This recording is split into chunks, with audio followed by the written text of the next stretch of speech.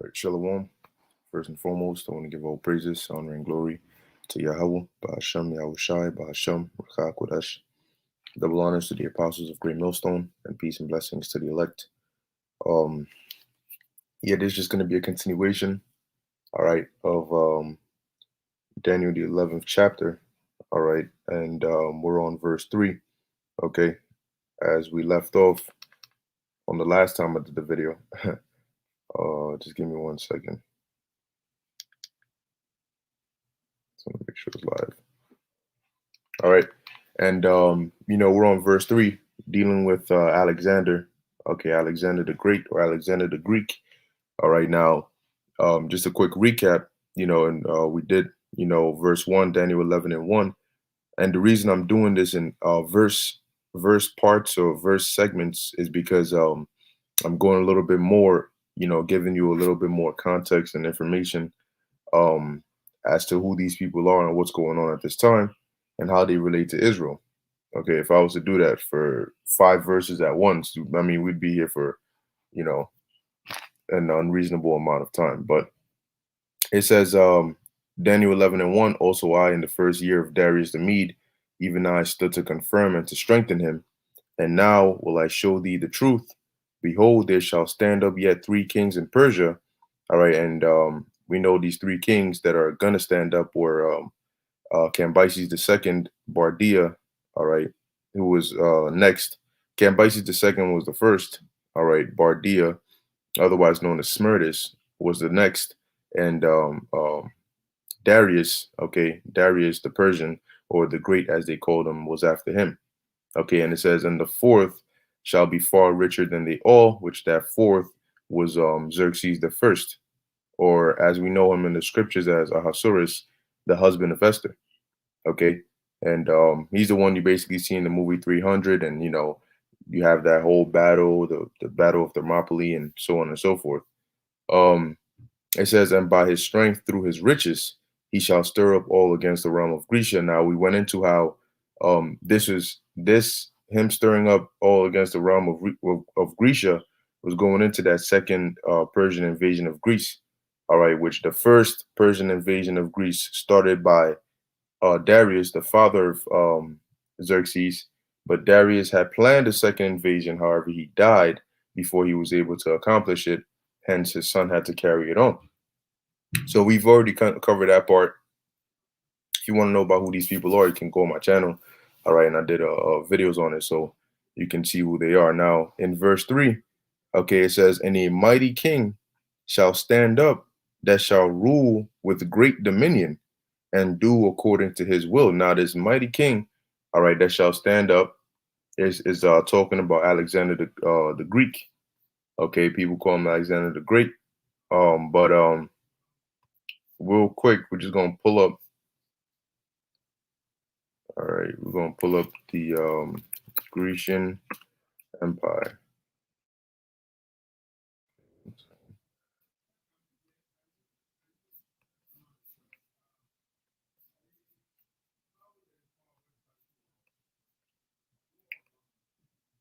All right, we're gonna pull up the Grecian Empire.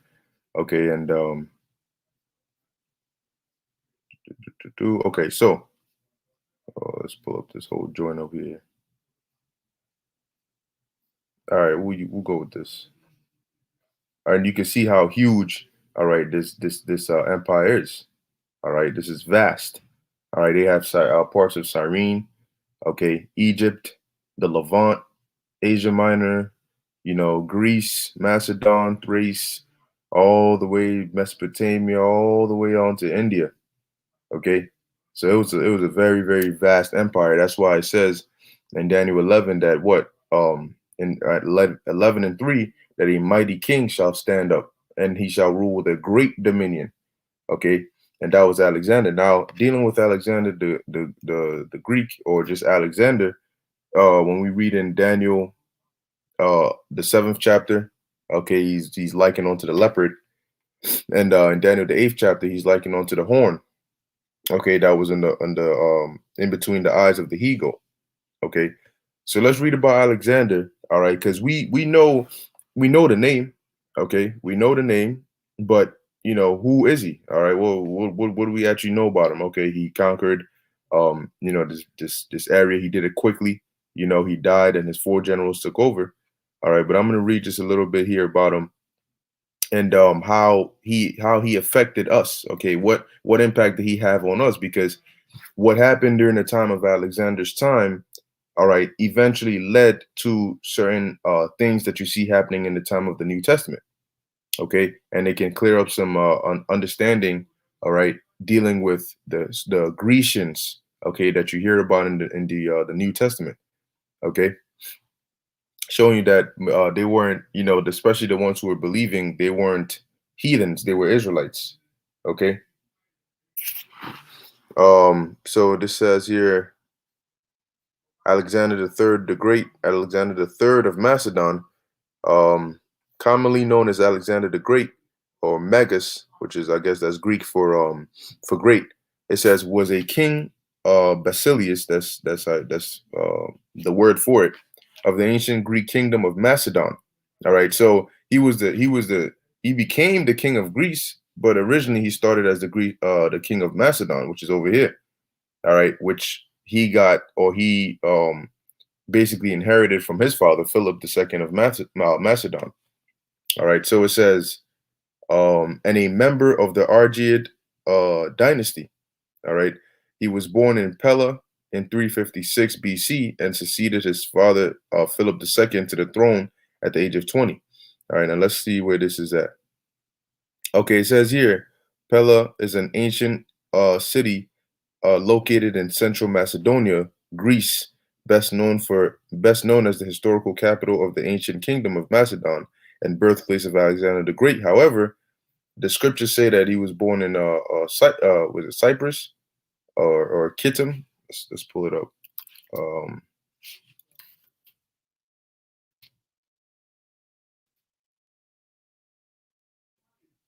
okay, I believe it's First Maccabees. Should be the first chapter. There it is. All right, it says First Maccabees chapter 1, and it happened after that Alexander the son of Philip the Macedonian. So it says who came out of the land of Kittim had smitten Darius king of the Medes, Persians and the Medes. So here they say in Pella, but here the scriptures tell us it's Kittim. All right, and we're gonna go with what the scriptures say. All right, now notice how he's written of in here. This is history. Okay, but you turn around and say the Bible is fake and it's made up. This is a historical account of what he did and what his generals did. Okay, and it's giving you names. It's telling you who he was. He was a Macedonian. He was king of Macedon, as we just read, son of Philip.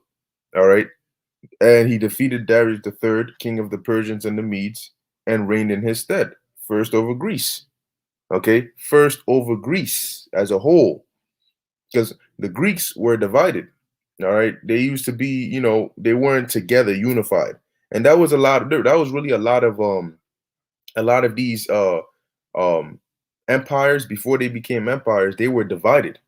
Okay, they were like just groups, doing their own thing until the and really that's pretty much how everything started. Because when you go to the time of the book of Judges, right? Before, we had a king over us, all right, in terms of Saul and David and so on and so forth. When we during the time of Judges, we had judges, but Jake was really living in like communities doing as the scriptures say. It said every man did as according as what was right in their mind, basically. So it really wasn't until the time of David, okay, that we were fully, like unified, okay, northern and southern kingdom completely, okay. And that was the case for a lot of these different empires before they became those empires. They got unified under a king. Same thing with the Medes, all right, and same thing with the Persians, all right, and then same thing as we're seeing here with the Greeks. They used to be city states, okay, and then through a common cause, all right, they became that unified Greece, okay. So it says he was king of Macedon or Macedonia, right? And it says here he spent most of his ruling years on an unprecedented military campaign through Western Asia and Northeast Africa, all right, or Northeastern Africa. It says, and by the age of 30, he had created one of the largest empires of the ancient world, stretching from Greece to northwestern India. All right, and that's why I pulled this up here, so you get a visual of what you're reading of. You know, Greece, India. Oh, okay, but you gotta know what you're looking at. Okay, so this is the whole land right here. Now it says, um, he was undefeated in battle and is widely considered one of history's most successful military commanders. But why is that? That was because the Most High had put the spirit upon him because he had a job to do. All right, the scriptures talk about the Most High setteth up kings. All right, and takes them down. So he set up Alexander to get these prophecies rolling. Okay, Shalom. So it says, during his youth, Alexander was tutored by Aristotle until age 16. All right. Which as Apostle Tahara went into it, all right, he went into the video of it, okay, basically breaking down how Alexander knew Hebrew. He was taught Hebrew.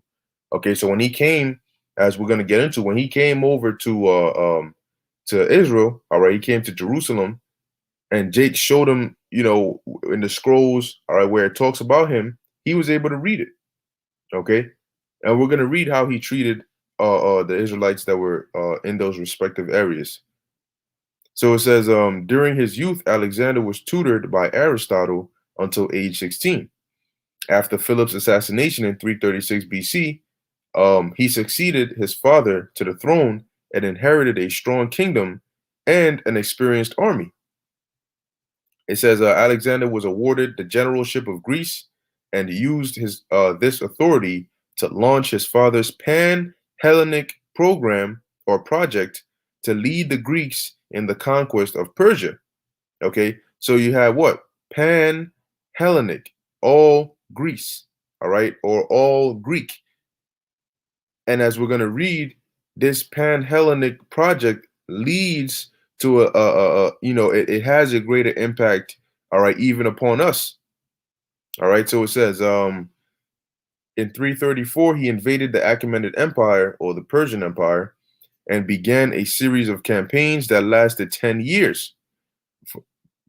Following the conquest of Anatolia, all right, which is over here, all right, this area right here, okay, that's what it was known as in the past.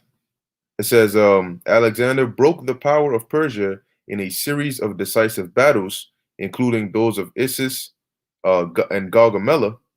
He subsequently overthrew Persian King Darius III and conquered the Achaemenid Empire in its entirety. All right, so understand when these kingdoms go down, it's not overnight. All right, but it's through a series of conflicts. Sometimes it's multiple battles. All right, that weaken whatever the empire is. They go to war, and then one side loses and the other side takes over. Okay, and the reason the Lord allowed Alexander to do all this so quickly was because, once again, he had to fulfill prophecy.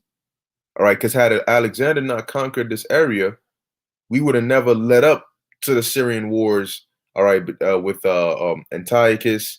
All right, and the Ptolemies going back and forth, which eventually the Hasmonean dynasty coming about, and then the Greeks, the Romans coming up in there. So for all these things to carry on as they should, okay, guess what?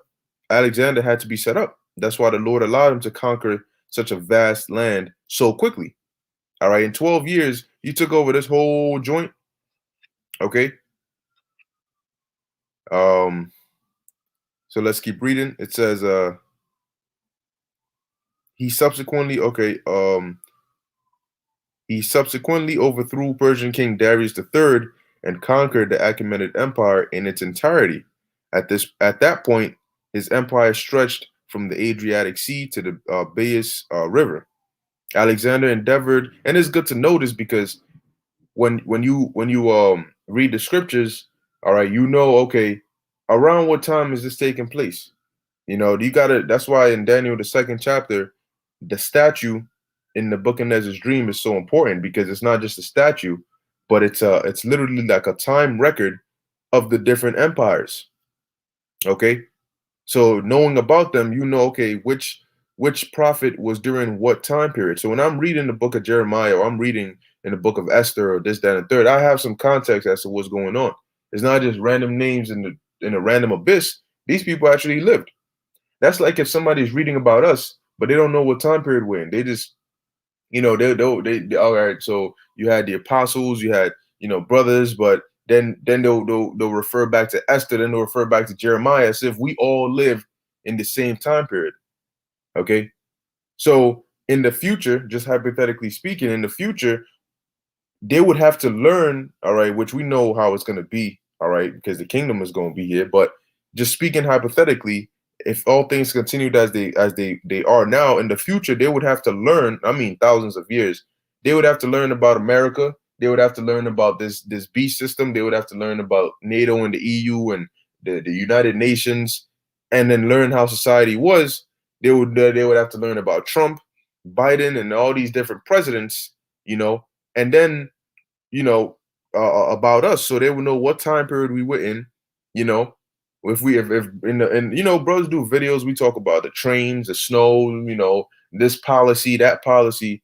So picture them in the future, they'd have to read and study about our time period to know when we're in. So they're not gonna think of, you know, there's a brother in New York City, and then they're thinking of Jeremiah in the time of the Babylonians, and they got the two mixed up because they don't know what time period, they don't know the context. All right. So that's how it is for us reading about the past. What it says in Romans 15:4 is that what was written aforetime, meaning in the past, was written for our learning. All right. So you got to know it.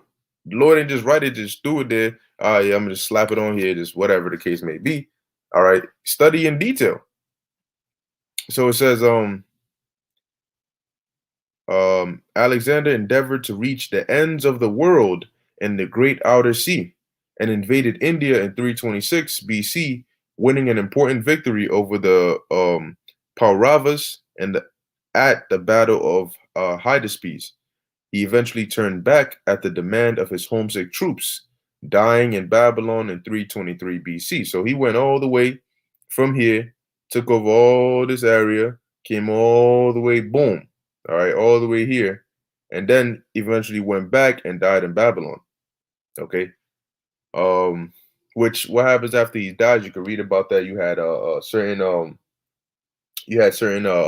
regions. I believe it was Perdiccas, all right, became the regent king, and then this, and so there was some things going back and forth for a while before the eventually those generals, all right, that we're gonna go into, all right, later on, those generals, which now we know them as, the notable 4 or 5 generals, all right. Prior to that, it was more than that, all right. But before, it wasn't like the second Alexander died, the generals just got up, boom, split the land, boom, boom, we got everything. No, all right. It says the city that he planned to establish as his capital. So he wanted to set up Babylon as his capital. All right, without executing a series of planned campaigns that would have begun with an invasion of Arabia. In the years following his death, a series of civil wars tore his empire apart, resulting in the establishment of several states ruled by the Diadici or the Diadachi, all right, which is his generals. It says the Diadachi were the rival general families and friends of Alexander the Great who fought for control over his empire after his death in 323 BC. The wars of the Diadici or the Diadachi marked the beginning of the Hellenistic period from the Mediterranean Sea to the Indus River. And it's through these wars that the different lands are going to be set up. All right. And then it's going to lead into the Syrian wars, which is focused on in Daniel 11, as you read on down, dealing with the king of the north and the king of the south. All right. It's not talking about now. This is something that has already taken place. It says Alexander's surviving generals and heirs.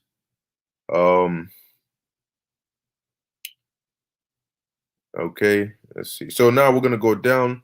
All right, we're going to go down a bit to education. All right. So it says here, education. When Alexander was 13, Philip began Philip being his father, began to search for a tutor and considered such academics as Socrates and Speusippus, the latter offering to resign from his stewardship of the academy to take up the post. In the end, Philip chose Aristotle and provided the temple of the nymphs at Mieza as a classroom. In return for teaching Alexander, Philip agreed to rebuild Aristotle's hometown in Stagira, which Philip had razed, all right, meaning to, basically destroy, and to repopulate it by buying and freeing the ex-citizens who were slaves, or pardoning those who were in exile. Now, it's going to tell you, it's going to list a couple of names. It says Mieza was like a boarding school for Alexander and the children of Macedonian nobles, such as Ptolemy. All right, I believe this is Soter. Yep, Ptolemy the first Soter. Now, he is one of those generals that are listed. He had, basically jurisdiction over Egypt. Okay, he actually grew up with Alexander. All right, it says Hephaestion and Cassander. Once again, Cassander was also one of those names. You had Ptolemy, Cassander, Lysimachus, and Seleucus. All right. So at least we know that Ptolemy and Cassander were basically companions or childhood friends with Alexander, hence his generals. Okay. It says many of these students would become his friends and future generals and are often known as the companions. Aristotle taught Alexander and his companions about medicine, philosophy, morals, religion, logic, and art. Okay. Now, people knew, okay, about us. People knew about us because we were different. As the Lord said, we are Deuteronomy 7 and 6. All right. We are above all people, but we are a holy people. So we and our manners and customs were very, very separate from everybody else. So even, empires that were ruling above us knew that there was a difference. All right. They knew that we were different. So word had already gotten out. So when teaching about different religions and, or so on and so forth, of course they had us in there. All right. Under Aristotle's tutelage, Alexander developed a passion for the works of Homer, and in particular the Iliad. Aristotle gave him an annotated copy, which Alexander later carried on his campaigns. All right. Then it goes on, so on and so forth. Now we're just going to deal with. I'm going to jump down and go to the Hellenization, because this is the part that, like I said, later on starts to affect Jake. Because what did Alexander do? Remember, he continued that that agenda or that project by his father Philip, which was a pan-Hellenic project. So they wanted to spread the Greek culture, all right, the Greek language, the Greek culture, and all these things to everybody. Notice how in the New Testament, majority of these people are called Greeks, right? It's always Greeks. Paul said, what? There's no difference between the Jew or the Greek. What about the Persian? What about the Moabite? What about the Elamite? What about the Arabian? Why does it say the Greek? Because we're about to read here because of Hellenization. So it says Hellenization was coined by the German historian Johann Gustav Droysen to denote the spread of Greek language, culture, and population into the former Persian Empire after Alexander's conquest. So the former Persian Empire, all right, basically ended, let me actually pull it up. Okay, nice. So this was the Persian Empire, all right. It was basically everything you see here, with the exception of what Macedon and Athens and so on and so forth. All right. So what happened with Alexander, all right, was he had authority over these areas, and so he just assimilated the Persian Empire. So this whole land here that you're seeing, all right, basically through that pan-Hellenism or that Hellenization, they started to speak Greek, okay, and they started to practice those Greek cultures and customs, as we're reading about here through Hellenization, okay. It said that they spread the Greek language and culture and population into the former empire, so that whole land. All right. It says, and you know what? That's what these empires do. Okay, the Romans did it, America did it. All right. Now, when we get into power, we gonna do it. We gonna spread the scriptures say that all shall know, all right, Yahweh Bashem Yahushai. We gonna spread the laws, we're gonna spread the customs, we're gonna spread everything. What you're supposed to do, what you're not supposed to do. So it's literally whenever an empire came in and they had control, their way was the way, right? So when we come into power, guess what? Our way is gonna be the way. All right. And we're gonna have total. See, you had dominions, and they grew. All right, starting from you had Egypt, the Assyrians, the Babylonians. Their dominions kept growing to where Rome had that basically the portion of the whole known world at the time. And in this time, Esau's trying to really get the whole planet. But we gonna get the planet and the whole universe. All right. So our dominion is going to be the biggest dominion. That's why it tells you, I believe in Isaiah the second chapter. All right, let's pull it up. Actually, we're here, so let's type that in. Isaiah 2. It says here, Isaiah 2:1, and it shall come to pass. Oh, Isaiah 2:2, and it shall come to pass in the last days that the mountain of the Lord's house, the government, shall be established on the top of the mountains. So it says, and shall be exalted above the hills, and all nations shall flow into it. So we're going to have our establishment, our kingdom is going to be the greatest and largest dominion, all right, above all these different kingdoms that have been, all right. Because since the world, things got really established, there's only been really a handful of different empires, all right. It's just they ruled for, hundreds of years at a time. So let's go back. Let's read a little bit more about the Hellenization. It says that this export took place is undoubted and can be seen in the Greek Hellenistic cities. For instance, Alexandria, okay, which is in Egypt, okay, Antioch, all right, which we know where that's at. The disciples were first called Christians where? In Antioch. So what was going on in Alexandria? What was going on in Antioch?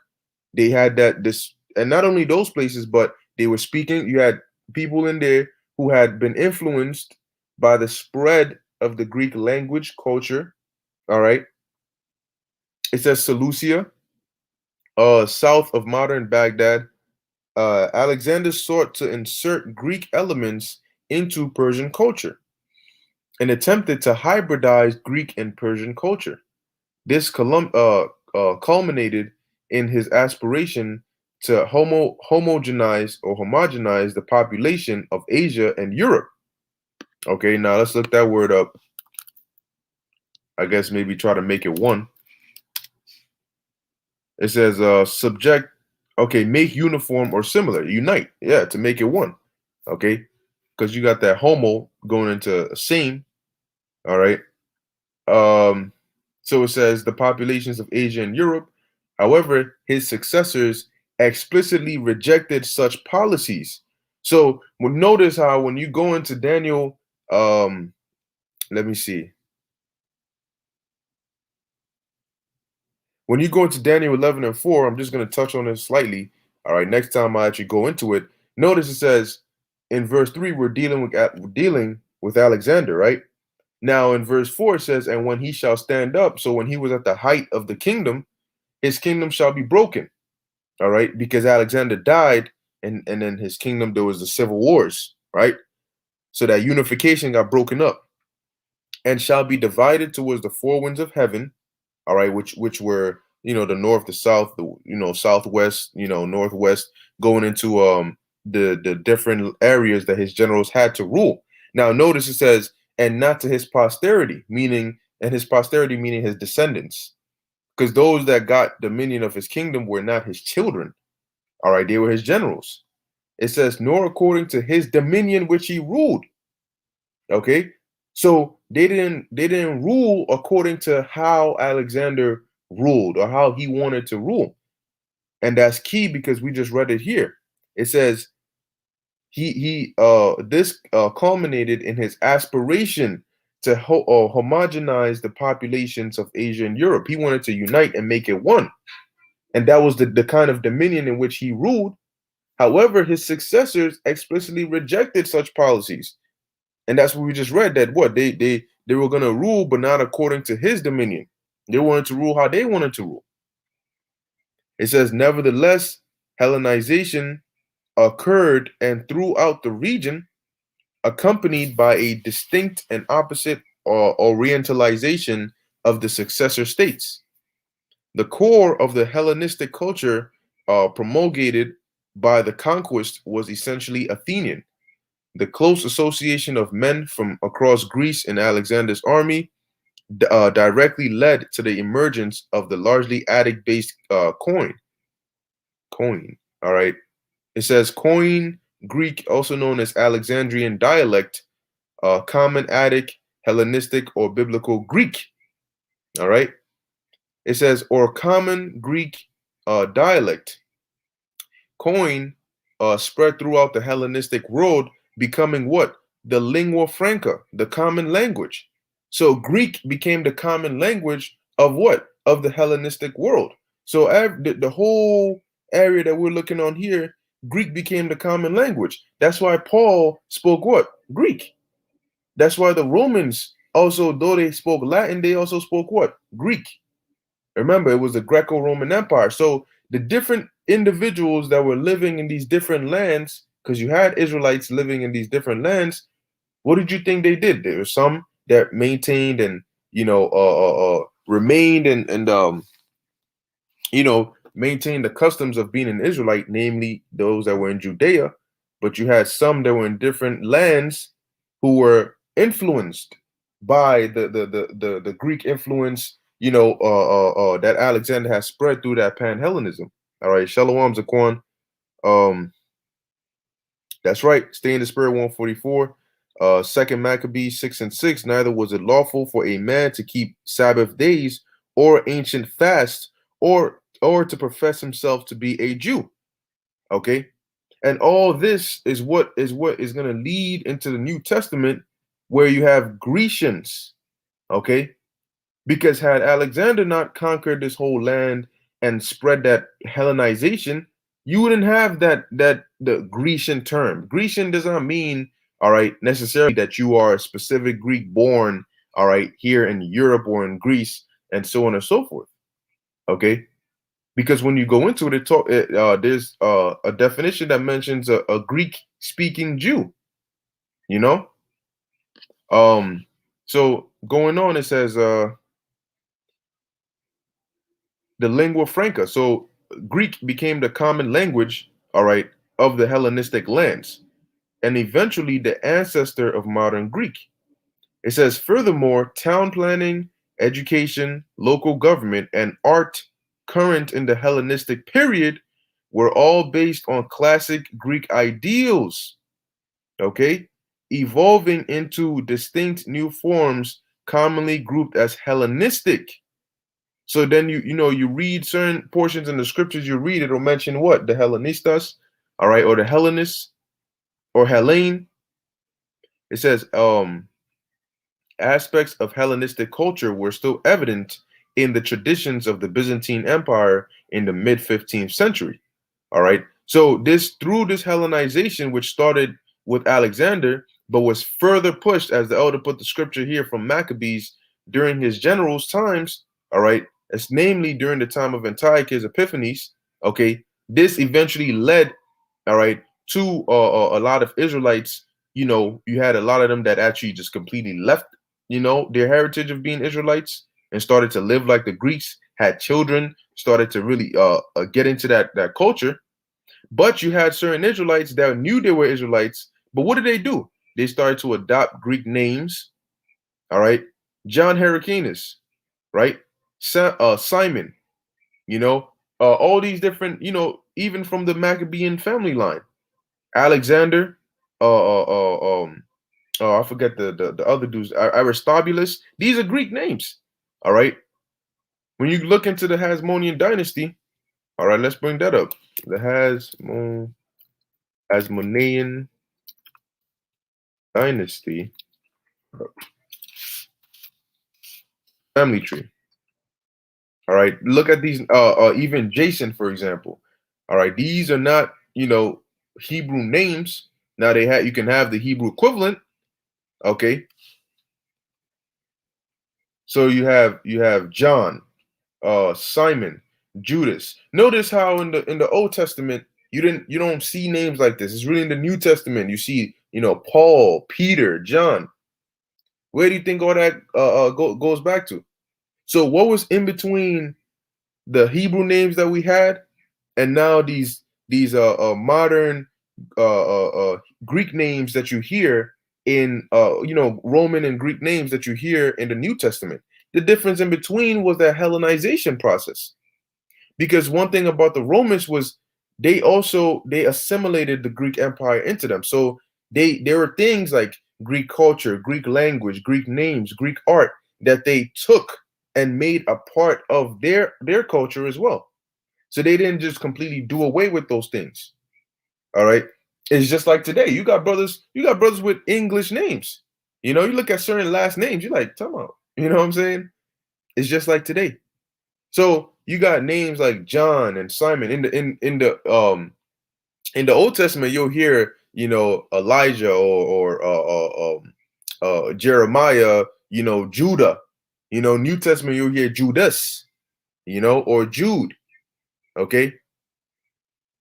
It says in the Old Testament you'll hear like Jacob, and then you hear James. So there's a difference between the formulation of the names. Even the 12 apostles, Luke, Paul. These are not this is not Hebrew.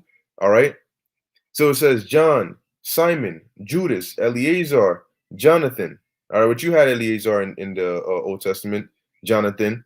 All right, you had John Hyrcanus, Aristobulus, Alexander or Alexandra, Salome, and Antigonus. Antigonus was one of the names of Alexander's generals. Okay, so Alexander, Jannaeus, these are Greek names. Why? Like we just read, because of that Hellenization. Okay, so this had a big impact on us. Now, this doesn't mean that they were Greeks, all right, but you had Israelites and other nations that spoke the Greek tongue. You see it today. You got Jake that speak. I mean, a lot of us speak what? English. What am I speaking right now? English. All right. But you have Jake that you might hear an Israelite on the phone and you might think is a straight up Edomite. All right. And I've seen it before. And then you see them in person. You're like, oh, that's it. Oh, So that's all I wanted to read on this part concerning Alexander. Now I have here. All right. Matter of fact, before I read this, we'll go into a few precepts. Acts 16, Acts the 16th chapter. All right. Now it says here, Acts 16 and 1. Okay. It says, then came he to Derbe and Lystra. I believe this is talking about Paul. All right. Derbe and Lystra. And once again, like I always emphasize, get into the habit of, it may seem tedious, but get into the habit of looking it up, so you know where these are. Okay, so we're gonna look up Derbe. All right. Derbe and Lystra. It's simple. You just type literally just Derbe and Lystra map, and it's gonna pop up. All right, so what we have here, let's see, we could use this. All right, and this goes into the missionaries basically that Paul went on, and it actually shows you the direction and where they went. So as you're reading in the scriptures, okay, you're reading and they'll say they sailed onto Salamis or Paphos and then Perga and then Antioch. It's these are actual places, these are locations. Okay, so it says they left from, now you have an Antioch in Asia Minor, but you also have an Antioch here in Syria. Okay, so once again, it's good to know this location. If you don't know what you're looking at, you hear in Antioch, you hear in another Antioch, you're probably picturing the same place, right? So they sailed off from here. All right, they got off the coast because remember, just like today, if I want to get to a certain location, If I jump on the 4 train, there's a specific path the 4 train goes. The 4 train is not going, you know what I'm saying, jump, jump, jump to get me specifically where I want to go. I gotta take the 4 train, maybe transfer to the D train, and then walk to a certain area and then catch another train. So you're going on this transportation and it's going in its direction.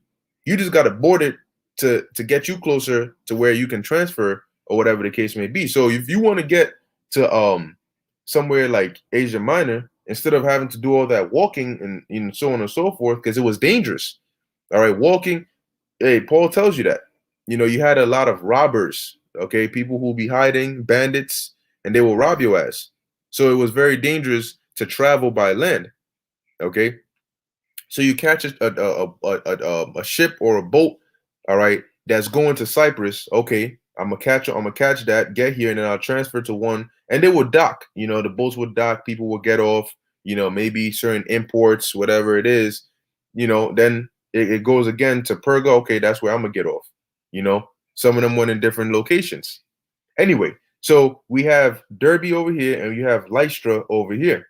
All right, in Galatia, okay, or Asia Minor.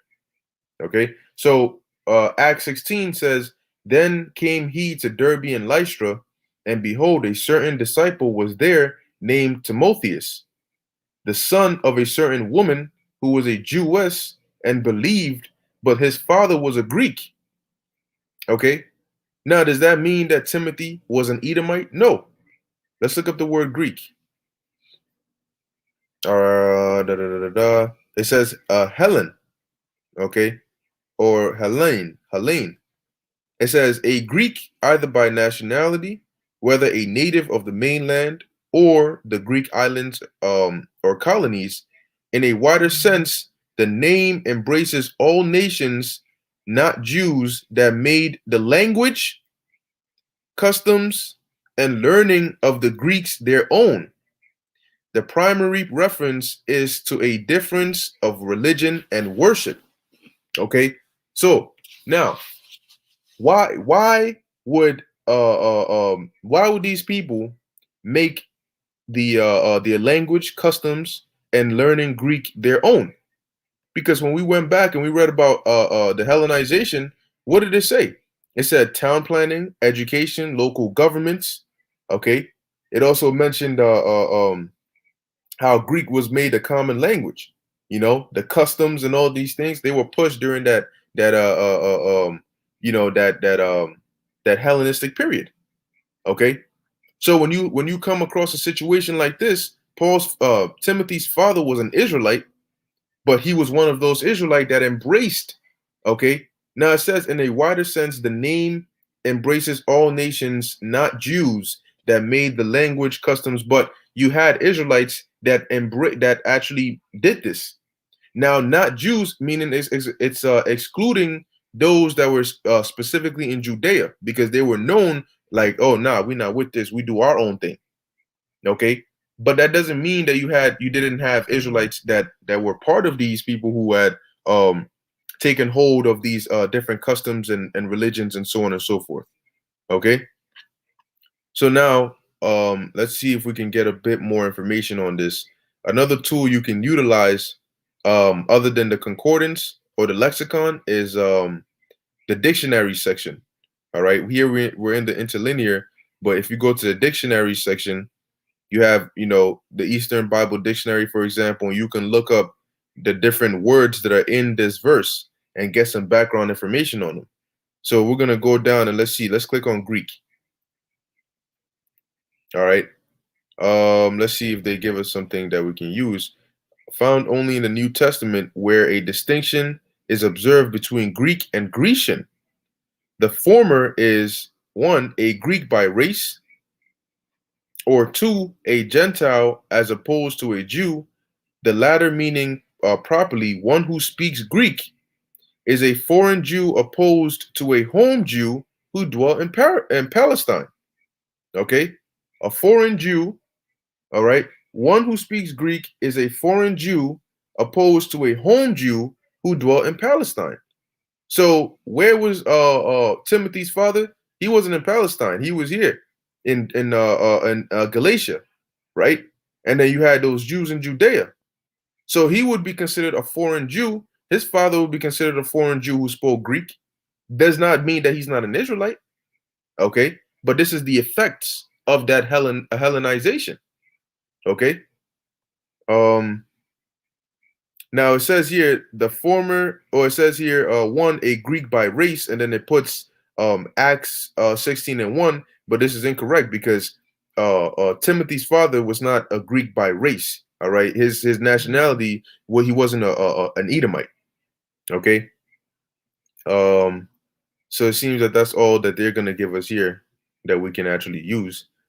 Let's see. Do we have anything here? All right, Grecians and Greeks.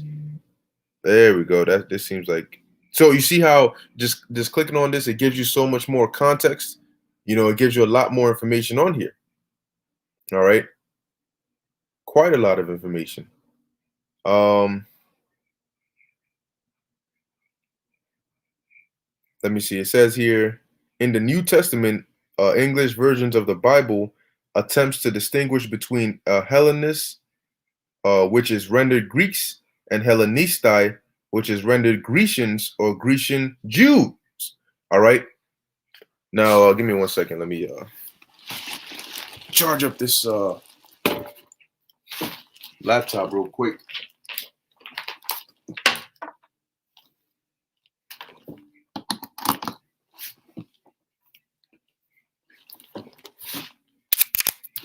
All right.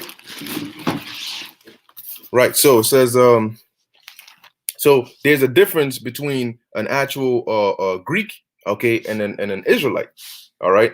So like we started off in Acts 16, I just wanted to bring that out to show you that Timothy's father would be an example of one who was like an effect of this whole thing, this Hellenistic push started by Alexander, okay, and then continued by his generals and basically those Greek rulers. All right. Now moving on, you have Acts chapter 6:1, and it says, and in those days when the number of the disciples was multiplied, there arose a murmuring of the Grecians against the Hebrews because their widows were neglected in the daily ministration. Now let's look up the word Grecians. All right.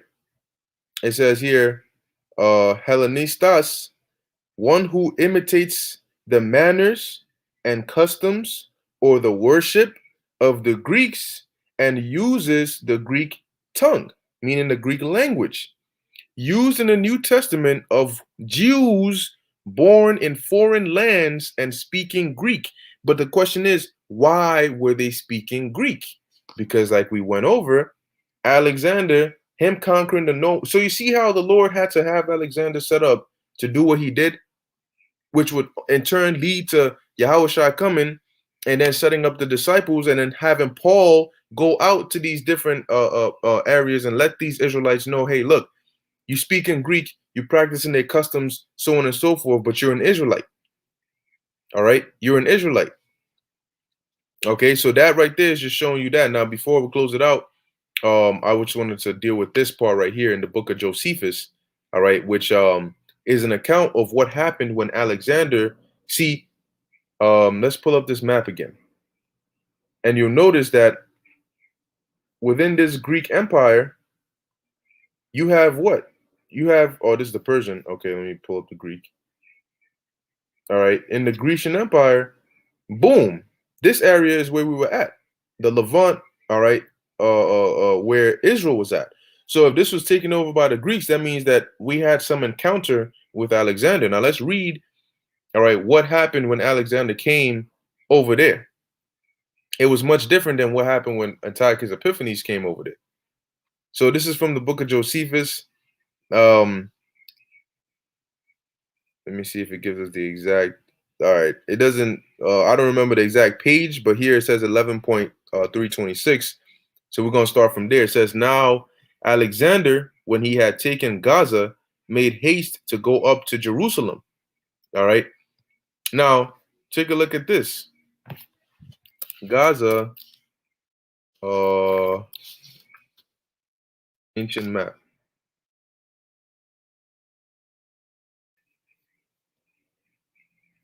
All right. Boom.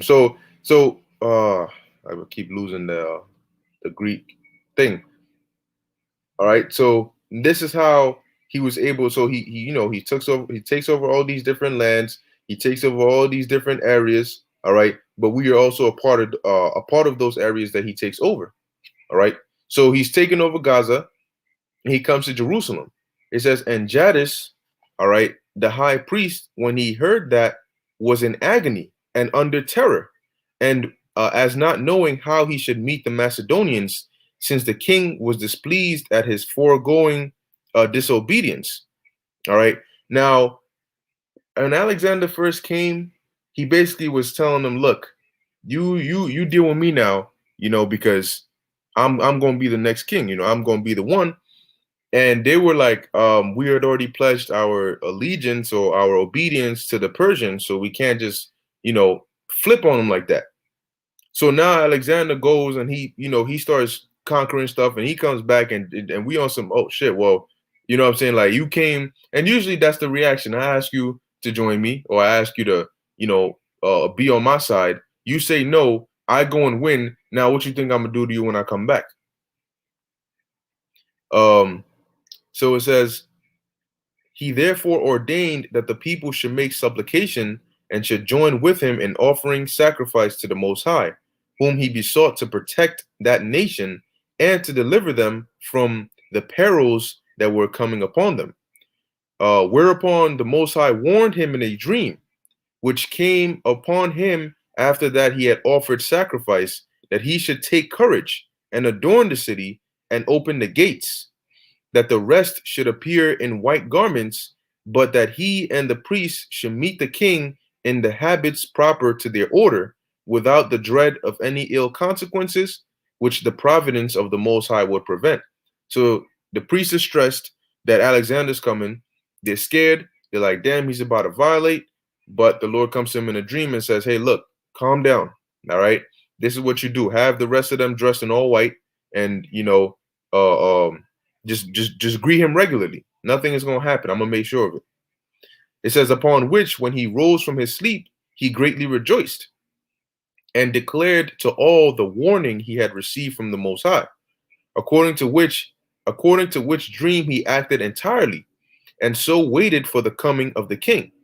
And when Jadis, all right, we're going to call him Yehoiada, all right, because that should translate to Judah, Jadis, Judas, Jude, all right, understood that Alexander was not far from the city, he went out in procession with the priest and the multitude of the citizens. The procession was venerable, and the manner of it different from that of the other nations. It reached to a place called Sapha, which name translated into Greek signifies a prospect, for you have thence a prospect both of Jerusalem and of the temple.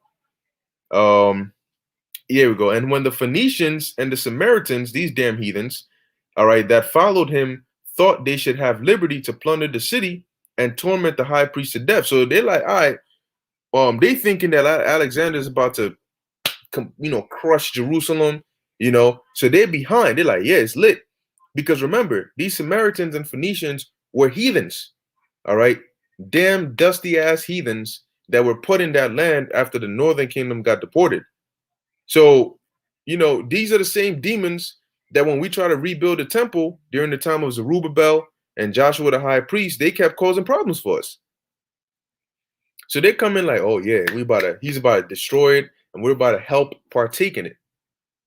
It says, which the king's displeasure fairly promised them, and the very reverse of it happened. So because Alexander was pissed, he basically promised them, oh yeah, we're gonna tear this shit down. But the Most High had it to where the reverse happened. It says, for Alexander, when he saw the multitude in a distance in white garments, while the priest stood clothed in fine linen, and the high priest in purple and scarlet clothing, with his mitre on his head, having the golden plate whereon the name of the Most High was engraved, he approached by himself and adored that name, and first saluted the high priest. no, this does not mean Alexander was a Jake. All right, he was still he was still an Edomite. But don't go thinking just because you have a heathen show reverence. Oh, he might be an Israelite. No. So it says the Jews also did all together with one voice salute Alexander and encompass him about, whereupon the kings of Syria and the rest were surprised at what Alexander had done and supposed him dishonored in his mind. So they're like, hold on, you conquering all these vast lands, are you gonna come and pay homage to these Jews? However, Parmenion alone went up with him and asked him how it came to pass that when all others adored him, he should adore the high priest of the Jews. Everybody's looking at you. You gonna come and you gonna adore these people? What's going on here?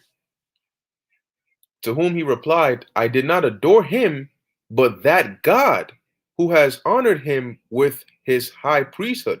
So he made reverence, all right, to the Most High Yahweh Ba'ashem Yahushai, all right, and it's going to tell you why.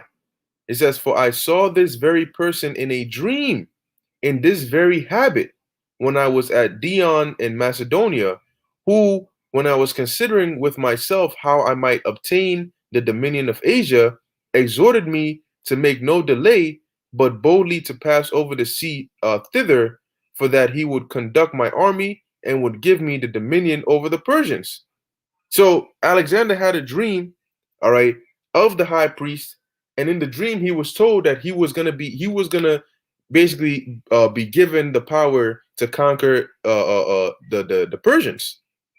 All right, so that's why is the spirit how the Most High came to Alexander in a dream and showed him what he showed him the priest dressed in white and all of that, and then the Most High came to the priest and said, "Yo, dress in white." So that when Alexander comes, this is what he's going to see, and instead of being angry at you, he's going to show favor to you. So see how the Most High works? All right, the Most High is in control of everything, man. All right, he can turn enemy to friend, all right, in a matter of, or friend to foe, just like that. So it says, whence it is that having seen no other in that habit, and now seeing this person in it, he and remembering the vision, or remembering that vision and the exhortation which I had in my dream, I believe that I bring this army under the divine conduct. So he knew. It says, and shall therewith conquer Darius and destroy the power of the Persians, and that all things will succeed according to what is in my own mind. So that was a confirmation for Alexander that, yo, this me seeing these priests dressed in all white validates my dream, all right, that I'm going to conquer, all right, these Persians, and I'm going to become king of all Greece. Why? Because it's prophecy. Okay. It says, and when he had said this to Parmenion and had given the high priest his right hand, the priest ran along with him, and he came into the city. And when he went up into the temple, he offered sacrifice to the Most High according to the high priest's direction, and magnificently treated both the high priests and the priests. And when the book of Daniel was showed him, wherein Daniel declared that one of the Greeks should destroy the empire of the Persians, he supposed that himself was that person intended. And as he was then glad, he dismissed the multitude for the present. So how did he read that? All right, of course he had to have known Hebrew. Okay, now let's see, because when you go to Daniel 8, all right, it says it clearly in here. Daniel chapter 8, verse, and this is a vision that Daniel said came to him in the 3rd year of the reign of King Belshazzar. Okay, so that should be about just a few before the kingdom, all right, of the Babylonians fell. So this was hundreds of years before Alexander, because this is during the time of Belshazzar. The Babylonians fall around 539 BC. And you come all the way from 539, 538, 537, all the way on down to let's say around 330 something. All right, or 320 something. That's a good couple hundred years, all right, or 100 years. all right, or somewhere around that span. Okay, so that's when Daniel has this vision, all right, and it says here, and I saw in a vision, Daniel 8 and 2, and it came to pass when I saw that I was at Shushan in the palace, which is in the province of Elam, and I saw in a vision, and I was by the river Ulai. Then I lifted up mine eyes and saw, and behold, there stood before the river a ram which had two horns, and this ram represented the Medes and the Persians, all right, the Medo-Persian Empire.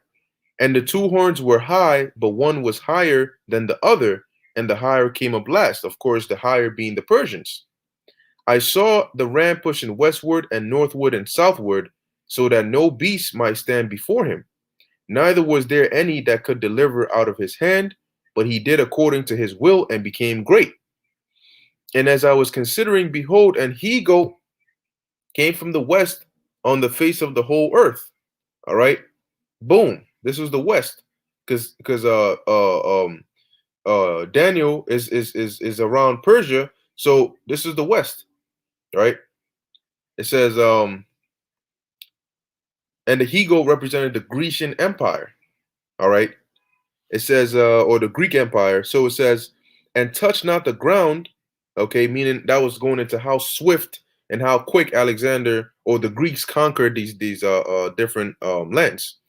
And the goat had a notable horn between his eyes, and that horn was who? Alexander. Okay, and he came to the ram, came to the Medo-Persian Empire that had two horns, which I had seen standing before the river, and ran onto him in the fury of his power. And I saw him come close unto the ram, and he was moved with choler against the ram, and smote the ram and brake his two horns. So the Greeks were going to succeed over the Persians. And there was no power in the ram to stand before him, but he cast him down to the ground and stamped upon him, and there was none that could deliver the ram out of his hand. All right. So this is the scripture in Daniel that says Alexander was going to basically take over these Persians. So they showed him that. Now, more specifically, the angel breaks it down as to who's who. Okay. Daniel 8 and 16, and I heard a man's voice between the banks of Ulai, which called and said, Gabriel, make this man to understand the vision. So Daniel is writing all this down. It says, I'm gonna jump down, verse 19, and he said, behold, I will make thee know what shall be in the last end of the indignation, for at the time appointed shall it be. The ram which thou sawest having two horns are the kings of Media and Persia. The rough goat is the king of Grecia, and the great horn that is between his eyes is the first king. So right there, that's all they needed to show him. Okay. Oh shoot. Oh shit. That's me. Oh, okay. All right. You know. So going back to the Josephus, it says here 11.337, and when the book of Daniel was showed him, wherein Daniel declared that one of the Greeks should destroy the empire of the Persians, he supposed that himself was the person intended, because it specifically said is who is the first king, and Alexander was the first king, all right, of the Greek Empire. So it says, and as he was then glad, he dismissed the multitude for the present. But the next day he called them to him and bid them what favors they pleased of him. So what do you want? Whereupon the high priest desired that they might enjoy the laws of their forefathers and might pay no tribute on the 7th year. He granted all they desired. And when they asked him that he would permit the Jews in Babylon and Media to enjoy their own laws also, he willingly promised to do hereafter what they desired. Now, why were there Jews in Babylon and Media? Okay, when the Babylonians took over Jerusalem, what did they do? It tells you that in the book of Jeremiah. They took Jake captives to Babylon, and over that long period of time of Jake living there, all right, what did they do? They started. Some came back, all right, but some stayed. So you had Jews in Media, had Jews in Babylon, all right. But being that you were in those lands, there were certain things that we couldn't do freely. Same thing like now, we can't do certain things freely. So they beseeched Alexander, saying, "Well, since you're gonna have control over all this land, it's in your power to allow us, all right, to keep our laws." It says, and when he said to the multitude that if any of them would enlist themselves in his army on this condition, that they should continue under the laws of their forefathers and live according to them, he was willing to take them with him, and many were ready to accompany him in his wars. So you had certain Jakes that were basically in Alexander's army. So when Alexander had thus settled matters in Jerusalem, he led his army into the neighboring cities, and when all the inhabitants to whom he came received him with great kindness, the Samaritans, who had then Shechem for their metropolis, a city situate in Mount Gerizim, the inhabited by the apostates of the Jewish nation, seeing that Alexander had so greatly honored the Jews, determined to profess themselves Jews. And then when you go on down, it tells you that these damn Samaritans, man, is these damn Samaritans. See, I think it's gonna say it if we keep reading. Let's see. Actually, let's just keep reading. All right, it's only just a few more. We can end it off here. It says, accordingly, they made their address to the king with splendor and showed great alacrity in meeting him at, let's look up that word. All right. I'll close out a few of these tabs. All right. It says brisk and cheerful readiness. All right. Eagerness in meeting him at a little distance from Jerusalem. And when Alexander had commended them, the Shechemites approached to him. And if you want to know where that's at, all right, just simply type it in. Shechem map. Okay, and it's going to show you. Let me get a clear one. Okay, boom. All right. So you have Jerusalem down here. You have Shechem up here. All right.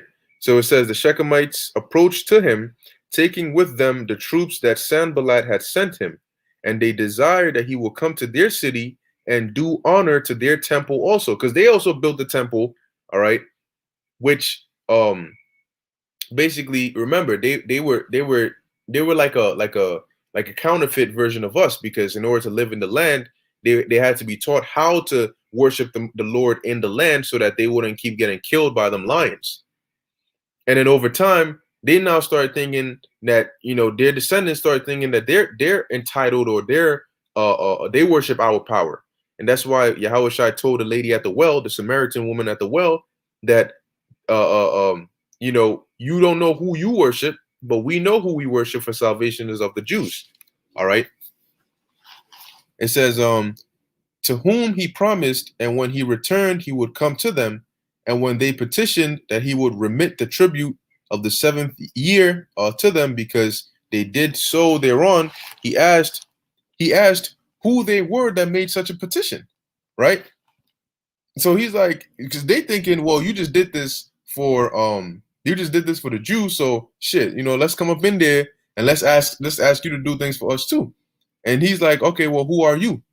You know, you asking all this, who are you? Because he knew who Jake was.